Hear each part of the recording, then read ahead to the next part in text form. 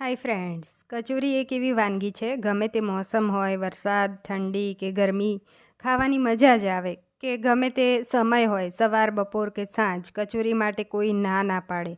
તો આજે આપણે મગની દાળની કચોરી બનાવીશું, તે પણ મેંદાના લોટના ઉપયોગ વગર. અને સાથે સાથે આ કચોરી તમારે વણવાની પણ જરૂર નહીં પડે, છતાં પણ બનશે એકદમ ખસ્તા અને બહારની કચોરી કરતાં પણ વધારે ટેસ્ટી.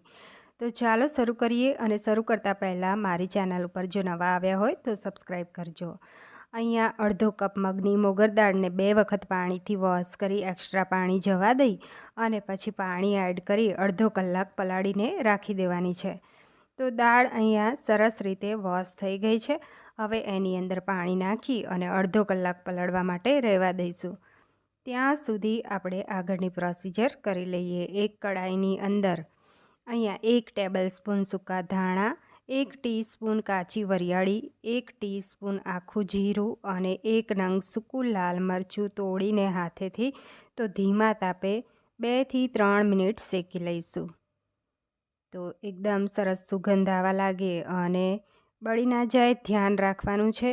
તો ધીમા તાપે 3 મિનિટ થઈ છે, શેકાઈ ગયું છે. એ ઠંડુ થાય એટલે મિક્સર જારમાં લઈ અને દરદરું ગ્રાઇન્ડ કરી લેવાનું છે. આ રીતે રહેશે. તો હવે એક કડાઈની અંદર આપણે 1 કપ જેટલું પાણી મૂકવાનું છે ગરમ. અને આ બાજુ અડધો કલાક થઈ ગયો છે દાળને પલળીને, એમાંથી પાણી કાઢી અને આ બાજુ પાણી ગરમ થાય એટલે એની અંદર દાળને ઉમેરી દેવાની છે. દાળને આપણે બાફવાની છે. તો અહીંયા થોડું મીઠું નાખી દઈએ. તો અડધી ટીસ્પૂન જેટલું મેં નાખ્યું છે. તો દાળ સરસ બફાઈ જાય પછી ગેસની ફ્લેમ બંધ કરી લેવાની. આ બાજુ 1.5 કપ જેટલો ઘઉંનો રોટલીનો લોટ ચાળીને લીધો છે. તેની અંદર અહીંયા તેલનું મોણ નાખવાનું છે. તો 1.5 ટીપડી મેં નાખ્યું છે તેલનું મોણ. એમાં અડધી ટીસ્પૂન મીઠું એડ કરીએ. તો 1 નંગ લીંબુનો રસ એડ કરી લઈશું. તો એનાથી જે કચોરી બનશે એ એકદમ ખસ્તા બનશે. લીંબુનો રસ એડ કરી લેવાનો છે અને 1/2 ટીસ્પૂન હળદર એડ કરી લઈએ. થોડો અજમો નાખીશું હાથેથી મસળીને. હવે બધું જ મિક્સ કરી લેવાનું છે. તો બધું સારી રીતે મિક્સ થઈ જાય એટલે થોડું પાણી એડ કરી અને લોટ બાંધવાનો છે. આ લોટ છે એ વધારે ઢીલો નહીં અને એકદમ કઠણ પણ નહીં, મીડિયમ એવો બાંધવાનો છે. તો અહીંયા થોડું પાણી એડ કરી અને લોટ બંધાઈ ગયો છે. તો હવે લોટને મસળી અને ઢાંકી અને 10 મિનિટ રેસ્ટ આપીશું. તો આ બાજુ દાળ છે ને એ ચડી ગઈ છે. એકદમ વધારે કૂક નહીં અને કાચી પણ ના રહેવી જોઈએ, ચડી જવી જોઈએ. તો આ રીતે દાળ જો પાણી એમાં થોડું ઘણું છે એ આપણે કાઢી નાખવાનું છે. તો અહીંયા દાળ ચડી ગઈ છે. તો હવે ગેસની ફ્લેમ બંધ કરી અને એને સ્ટેનરમાં લઈ લેવાની આ રીતે. તો થોડું ઘણું પાણી હોય એ પણ નીતરી જશે. હવે પેનની અંદર તેલ ગરમ કરવા મૂકવાનું છે.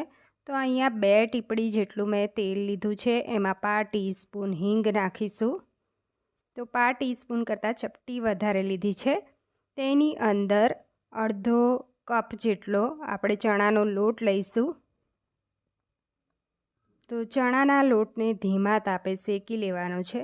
લોટ સારી રીતે શેકવાનો છે, બળી ના જાય ધ્યાન રાખવાનું છે અને કાચો પણ ના રહેવો જોઈએ. તો ધીમા તાપે એકદમ સરસ શેકી લેવાનો.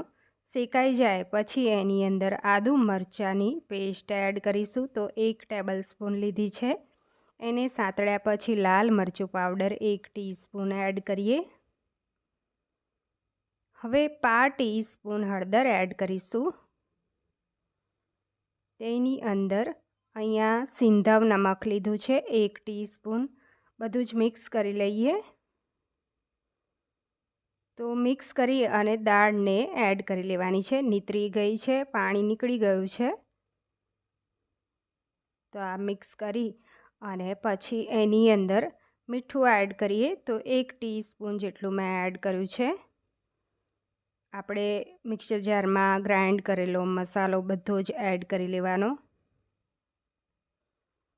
હવે તેની અંદર 1 ટીસ્પૂન ધાણા જીરું પાવડર, 1 ટીસ્પૂન ગરમ મસાલો નાખી અને મિક્સ કરવાનું છે. તો આ સરસ રીતે મિક્સ થઈ ગયું છે. હવે તેની અંદર અહીંયા દળેલી ખાંડ એડ કરીશું. તો મેં 1 ટેબલ સ્પૂન લીધી છે. ઓપ્શનલ છે, તમારે નાખવી હોય તો નાખવાની, પણ એનાથી ખાટો મીઠો ટેસ્ટ સરસ આવશે. તો અડધું નંગ લીંબુનો રસ અને થોડા લીલા ધાણા એડ કર્યા છે. તો સારી રીતે મિક્સ કરી લેવાનું છે અને ગેસની ફ્લેમ બંધ કરી લેવાની છે.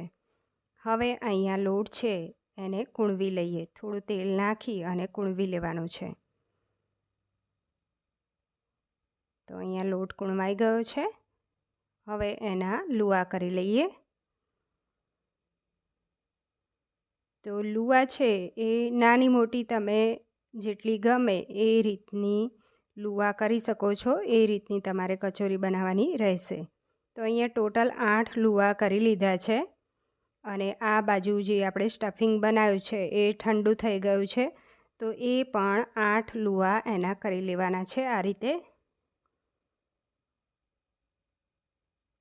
તો હવે આ લુઆમાંથી આપણે કચોરી વણવાની નથી, તમે વણી પણ શકો છો. તો આ રીતે એને દીવા જેવો શેપ આપી દઈએ. તો હાથેથી જ આ રીતે ઉપર પાતળું લેયર કરતું જવાનું છે આ રીતે.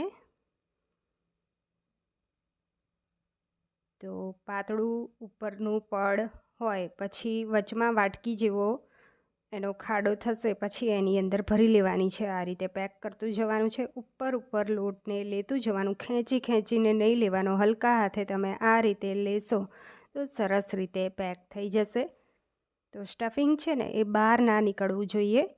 તો તમારી જે કચોરી છે એ તેલમાં જઈને નહીં તૂટે. લોટ પણ પરફેક્ટ બંધાયેલો હોવો જોઈએ.